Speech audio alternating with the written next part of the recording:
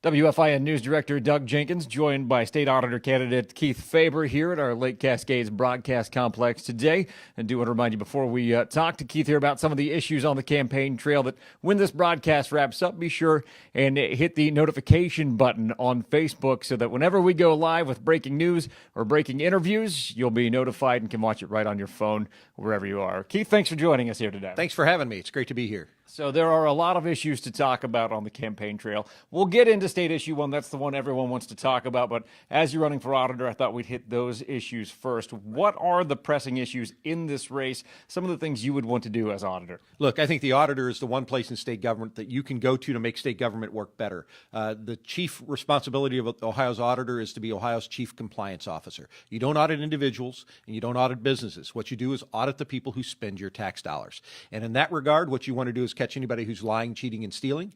But the bigger part of the job, in my opinion, is to make sure you get state government to work better, faster, cheaper. And so we're going to do more performance audits. We're going to find ways to save $1 billion out of the state government operations. $1 billion is a lot. How do you break that down in terms of doing more auditing or better audits? Well, the big thing we're going to do is more performance audits. The state auditor's office has the ability to performance audit every state agency. Currently, the state auditor does about 2 a year. There's roughly 23 to 26 state agencies. And going through that process, I think you need to audit every state agency every 4 to 6 years. Our current state auditor, Dave Yost, is doing a really good job. He is saving roughly $250 million on the performance audits he's done. By expanding and doing more performance audits, I just think we can save more money. He's saving roughly $26 for every dollar he spends on performance audits. I think that's a good return on investment. I think that's a place we should be spending our resources to make state government work better for Bob and Betty Buckeye. So, Bob and Betty Buckeye, I have not met them, but... They're great Americans. They tend to live in West Central Ohio.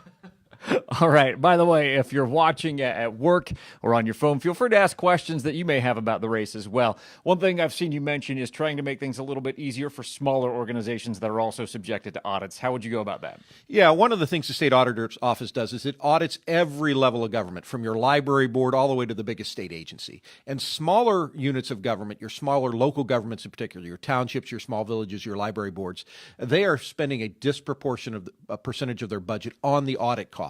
And so what we want to do is reduce those audit costs by our office being more efficient.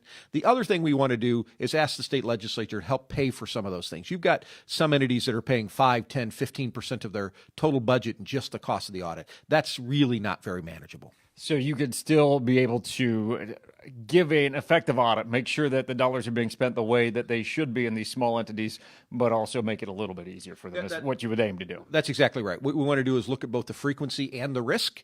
Some things are more risky. You're going to have to audit them every year. But you want to look specifically at the facts and frankly, figure out ways to do that audit cheaper. Using data analytics, using technology will help make some of those audits better, faster, cheaper as well. All right, so let's get into state issue one. You were in Findlay talking about this yesterday, back in Findlay talking a little bit about it today. It is the hot button issue on the campaign trail in Ohio this year, and you have some very pointed thoughts about it. Go ahead and state those. Yeah, look, I'm a former probation officer. I can tell you this is going to do what one coroner in Ohio said. It's going to empty the prisons and fill our morgues. It's really a bad idea. Effectively, it's going to decriminalize drug possession, and it's going to basically make it a no jail misdemeanor for having something upwards of 10,000, enough fentanyl to kill upwards of 10,000 people. It's really a bad idea. But look, as a probation officer, we use both the stick and the carrot to get people to comply with that second chance that they got by being on probation. When you take away the stick like this ballot initiative does, what are you going to do? Put people on double secret probation? Ultimately, the reason our drug courts work so well is because you have the ability to get people in treatment and get them better.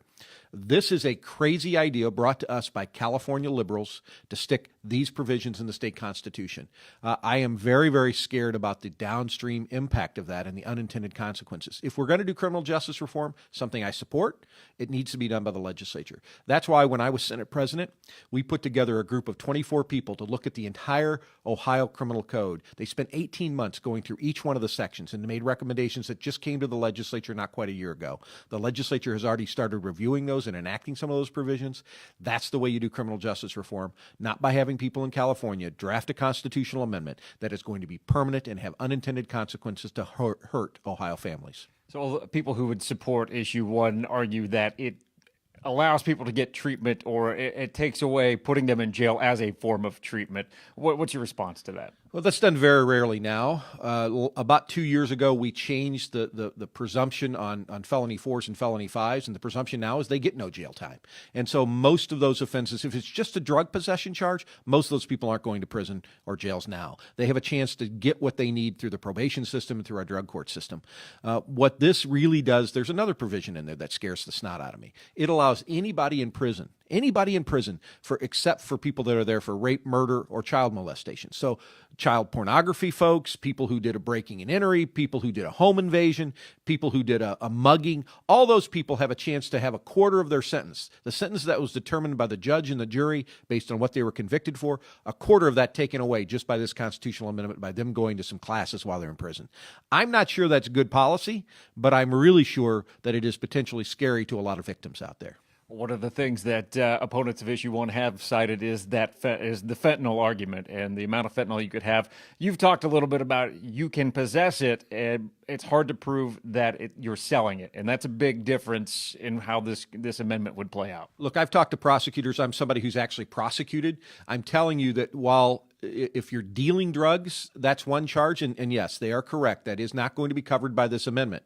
But it's really different to have somebody who has, let's just say you have the requisite amount of fentanyl to kill 10,000 people, or enough carfentanil to kill 1 million people. The only reason you have that is to deal.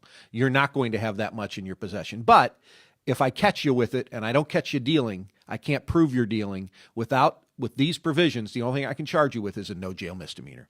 That is really dangerous, and it's going to lead, as Mike DeWine says, all of those folks who want to deal and want to cut their drugs, they're going to do it in Ohio, because if they get popped, unless you catch them distributing the drugs, you're only going to be able to pop them for a no jail misdemeanor.